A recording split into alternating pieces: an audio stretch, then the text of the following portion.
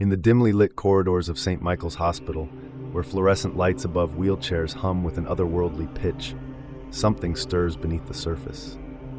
She lay still, chest rising and falling with labored breathing. Machines hummed behind her, gentle whir a constant reminder she was not alone. This ward at St. Michael's had seen better days. Peeling paint, cracked linoleum, and an air thick with disinfectant that couldn't quite cut through the stench of rotting skin. Room 314, last bed down the hall. They'd moved Sarah here yesterday morning, after weeks in intensive care. Family had visited once more that afternoon. His mother's voice laced with desperation, his father's silence speaking volumes. Now, darkness shrouded everything. A faint tremble began to seep beneath her skin, making the silver wristband around her thin arm quiver like a trapped insect. Her machine beeped twice, rapid fire, 72, then 84. More erratic than the others nearby. Another spike in pulse rate followed, this time matched by a slight increase in her neighbor's 211. No coincidence, yet no explanation. The machines weren't usually so inconsistent. Steady heartbeat regained dominance over both monitors. Then, without warning, 212 beat out 210. Synchronized beats echoed up and down the floor, creating an unsettling harmony between those who should remain inert. A morbid rhythm took hold, spreading from room to room, infiltrating every bedside console. Each echoing pulse like a whispered promise of something ancient waking inside. And that was when Emily stirred. Words trailed off. Her eyes flickered open. Dark brown orbs gazed upward. For what felt like hours, nothing else moved but the steady creep of sweat across her forehead. Then her pupils expanded. Heated breath tickled the back of her neck. The dampness left goose flesh. Shh. Emily turned toward the sound, mouth agape. Panic rose, stifling all reason. I'm fine. It escaped barely above a whisper. Lungs heaved harder against the oxygen mask covering half her face. She strained against straps holding her firm to the reclined position. Don't move, a low rumble commanded. Breathing ceased on its own, replaced by an unnerving focus on her companion's warm exhalations dancing across cold skin slickening beneath their ragged panting.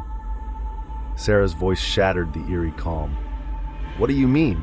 What are you doing? As she struggled against his grip, fingers digging into her biceps, Sarah's vision blurred at the edges, hazed over by a sickly film of sweat-drenched hair clinging to her face. She tried to shake off the stench of damp earth and decaying leaves, but it clung to every inch of her, weighing down her breaths. His hold tightened, making every muscle ache as he yanked her forward towards some unseen destination. Her toes scraped raw skin on a jagged rock, drawing tears of agony with each step. What are we doing? She spat again, desperation creeping up her chest in lurching gasps. His response was barely audible, a guttural growl muffled by her ear. They stumbled along a narrow ravine, flanks pressing close enough for the chill of skin contact to seep between them. Each heartbeat pounded within her temples, synchronized with hollow thuds echoing from unknown depths below.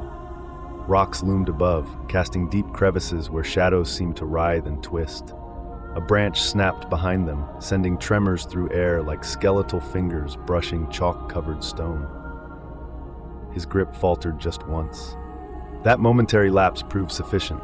Sarah lunged free, sprinting ahead until he snagged a handful of her hair once more. Panic strangled her voice. Ripping herself loose one last time, she turned to confront him. Their eyes locked, hers wide with rage, his dark and unfathomable, before echoes of scuttling feet erupted around them. Small creatures scurried out of hidden recesses, clawing wildly at dry underbrush. The rustle grew louder still, swelling into cacophonous fur, as they surged forward, driven by an unearthly hunger. Small bodies devoured silence, their chitinous shells scraping rough stone. The scent of damp earth and decay swirled about her, threatening suffocation.